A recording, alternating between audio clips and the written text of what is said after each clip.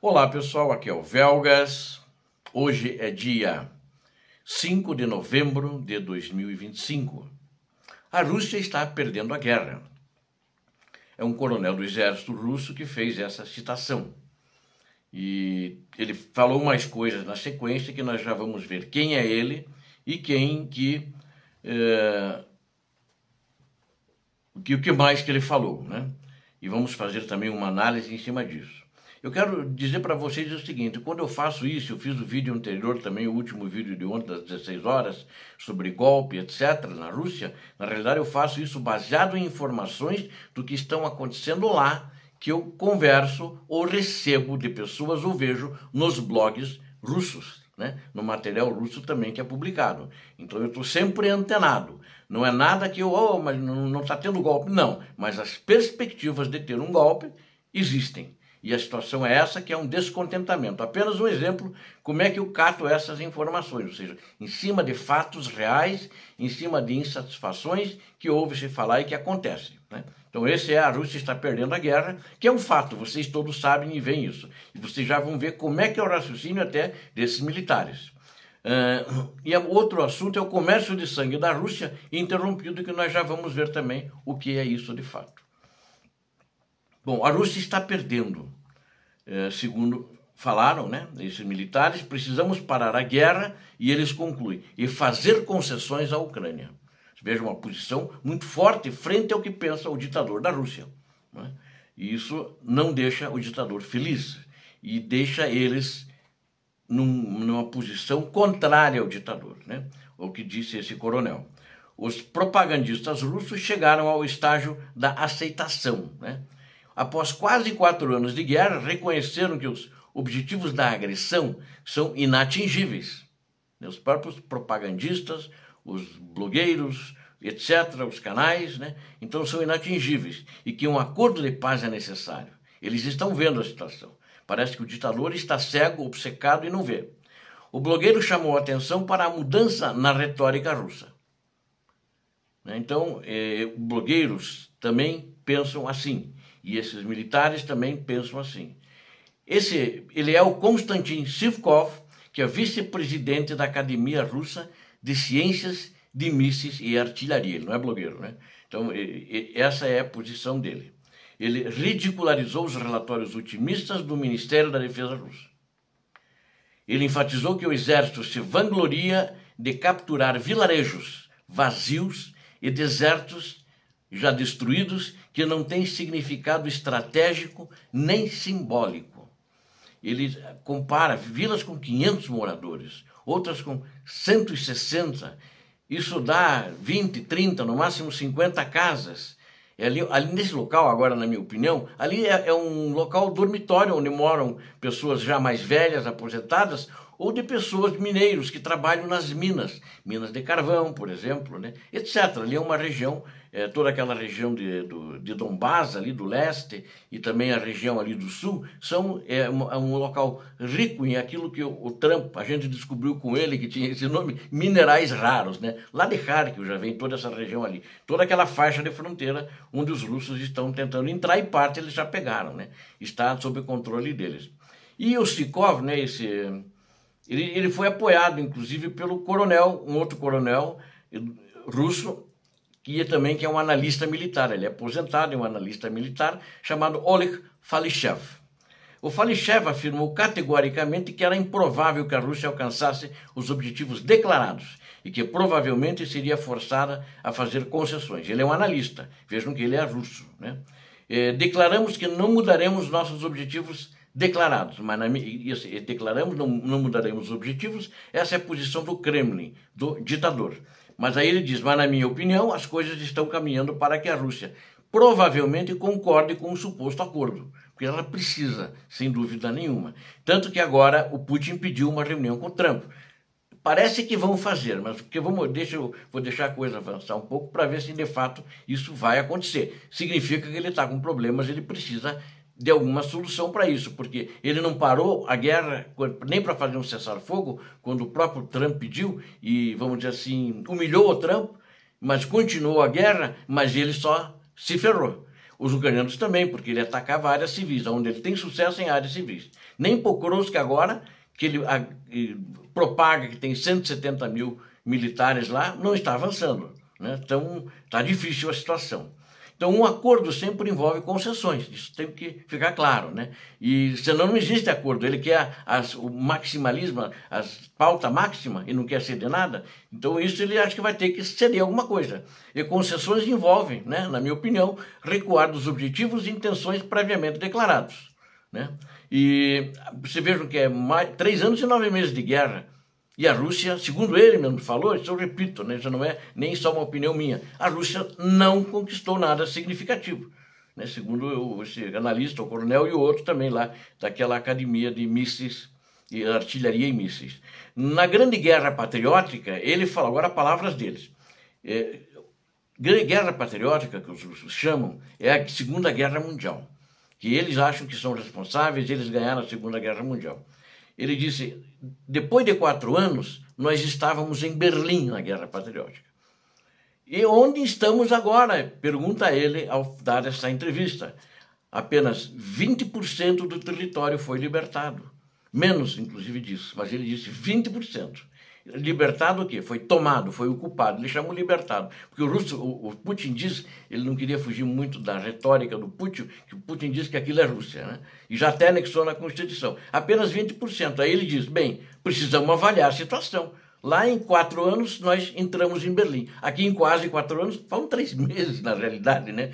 Então, ele precisamos avaliar a situação e ele complementa. Aparentemente algo está errado. Observou o coronel russo. Então, essa admissão por parte desses militares, né, que contradizem a obsessão do Putin, na minha opinião, agora é minhas palavras, obsessão do Putin, e parece particularmente reveladora, considerando as declarações oficiais do Kremlin, né, que continuam a insistir num progresso constante que não há, com fake news dizendo que já tinham tomado Dobropilha, Mirnohrad e tinham tomado metade de Pokrovsk, encheram o mundo de mentiras e o mundo acreditava. Eu não, né? Nós aqui, muita gente que está comigo aqui também, mas muita gente acreditava, né? E então não tem esse progresso constante deles, né? E na conclusão de todos os objetivos. Não aconteceram e não vão acontecer. Na realidade, até mesmo os apoiadores da agressão russa já estão, os russos que estão apoiando, né, começam a reconhecer o absurdo da guerra e a dimensão das perdas. Eles estão cientes disso, né? E declarações como essa já foram, então, outra fonte, né, veiculadas na televisão russa. Foi a entrevista dele. Atesta uma crescente crise de confiança dentro do sistema. Até mesmo analistas militares leais como ele, né? Ele é leal ao exército russo, né? Eles, os dois, né? Eles, é óbvio, eles reconhecem o óbvio, né? O que está na cara, né? Apenas o propagandista que fica que nem papagaio repetindo é que não reconhece. E as promessas de desnazificação, uma mentira putrefata, né? E a desmilitarização da Ucrânia, há muito tempo isso se tornou vazio. E o Putin fala no vazio e tem sempre uns imbecis que acreditam nele, mas fazer o quê? Enquanto isso, vamos falar sobre o comércio sangrento da Rússia que foi interrompido. Moscou, inclusive, está em pânico por isso, devido às medidas militares da Ucrânia, pois recentemente as maiores refinarias de petróleo da da Turquia começaram a comprar mais petróleo de fontes que não a Rússia. Porque tem países que têm refinaria, compram o petróleo bruto e refinam para eles lá e fazem todos os subprodutos de petróleo. Então, após a imposição de novas sanções contra Moscou, segundo a Reuters, e ainda agravado pelas recentes ataques, né, pelos recentes ataques da Ucrânia às refinarias, está deixando um desespero no Kremlin. E provavelmente obcecado, né? O obsessor ditador russo está desesperado também. Vale ressaltar, isso é importante, que a Turquia é um dos maiores compradores de petróleo russo, juntamente com China e Índia. Uma das maiores refinarias da Turquia, recentemente a Sokar, né, do Azerbaijão também, comprou recentemente 4 carregamentos de petróleo do Iraque, cancelou com a Rússia. Cazaquistão e outras fontes, pegou do Cazaquistão, ou seja, fontes não russas, cancelaram, e que vai entregar em dezembro essas cargas. Enquanto isso, a Ucrânia parece estar tomando medidas militares ativas e desempenhando com competência. Ela está bloqueando com isso fisicamente também o comércio do petróleo russo, porque destrói ele na origem, né? A medida ucraniana, né, é muito importante de citar que drones ucranianos, sejam do SBU, sejam das Forças Armadas da Ucrânia, sejam do RUR, estão atacando terminais. E eles agora, eu relatei para vocês, um dos mais recentes do terminal de Tuapse. Uma coisa que eu não relatei, que eu não tinha informação, eles destruíram ali um navio-tanque, ou seja, que carregava de petróleo, estava com petróleo. Destruído ali no porto, no ancoradouro de Tuapse, quando fizeram aquele ataque contra os tonéis onde armazenavam o petróleo. E o Leonid Nevzlin, um empresário e figura pública russo e israelense, né, ele afirmou que privar a Rússia da oportunidade de lucrar com o petróleo é o único caminho seguro para acabar com a guerra.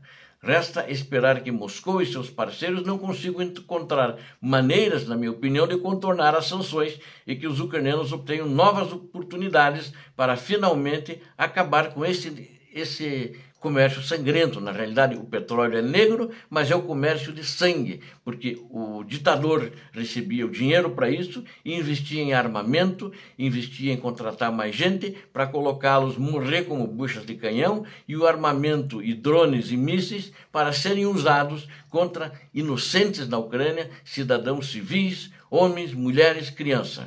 E, sem dúvida nenhuma, é importante destacar também as refinarias chinesas, que estão reduzindo as importações de petróleo bruto russo, depois que os americanos anunciaram essas sanções contra as gigantes petrolíferas Rosneft e Lukoil. Eles, inclusive, compravam dessas duas gigantes, né? Isso aqui pode ser visto também nas publicações da Bloomberg. As gigantes estatais Sinopec e PetroChina já cancelaram carregamentos de petróleo até o final do ano. Segundo informações, embora que nós já estamos praticamente no final do ano, né? Refinarias privadas menores seguiram o mesmo exemplo lá na China, temendo serem atingidas por sanções, como a Shandong Yulong Petrochemical, que foi recentemente incluída na lista negra do Reino Unido e da União Europeia. O cancelamento dos pedidos dos compradores afetou quase 45% das exportações de petróleo bruto da Rússia. Ou seja, 45% é quase a metade, afetou, né? Do petróleo para a China, que é o maior comprador de petróleo russo, né? De acordo também, foi citado isso pela publicação da Bloomberg. O impacto foi especialmente severo para o petróleo bruto, e o principal ativo de petróleo bruto da exportação da Rússia para a Ásia é o petróleo bruto, né? E do modelo ESPO. Como não entendo petróleo, não sei o que é ESPO. Estou repassando como me informaram. Os preços do ESPO despencaram à medida que os vendedores reduzem as ofertas para atrair compradores com descontos.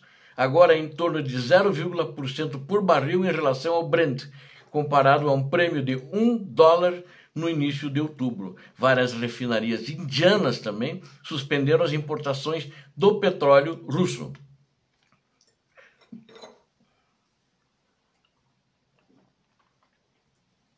Os indianos também, por causa das novas sanções. E isso também, o Donald Trump, ele pegou e ligou pessoalmente para o Modi, que é o primeiro-ministro indiano, e pediu para ele não comprar mais. E a partir daí, né, se estão comprando, eles reduziram bastante, muito pouco, que afetou nesses 45% na redução das compras da Rússia. No entanto, a maior refinaria do Brasil, a do país, da Índia, né, Brasil, da Índia, a Oil Corporation retomou compras de petróleo Urals, de outros fornecedores que não foram afetados pelas últimas restrições dos Estados Unidos da América. Agradeço a vocês que assistiram esse vídeo, vocês viram aqui a verdade, inclusive em termos locais, do que se está pensando nessa política de até de conspiração dentro da Rússia, que tem que para melhorar a situação da Rússia e para a guerra. E vocês viram também essa questão geopolítica, geoeconômica, que tem um impacto muito grande nessa guerra sangrenta, nessa guerra maldita, nessa guerra movida criminosamente contra a Ucrânia. Obrigado a vocês que assistiram a esse vídeo. Conto com vocês, inscrevam-se no meu canal e deem um like. Aqui vocês veem a verdade. Fake news proibidas. E também compartilhem com suas redes sociais, distribuam e recomendem os vídeos. Muito obrigado. Deus abençoe a todos vocês, Deus abençoe a Ucrânia, Deus abençoe o Brasil. Paz e bem, paz para toda a humanidade.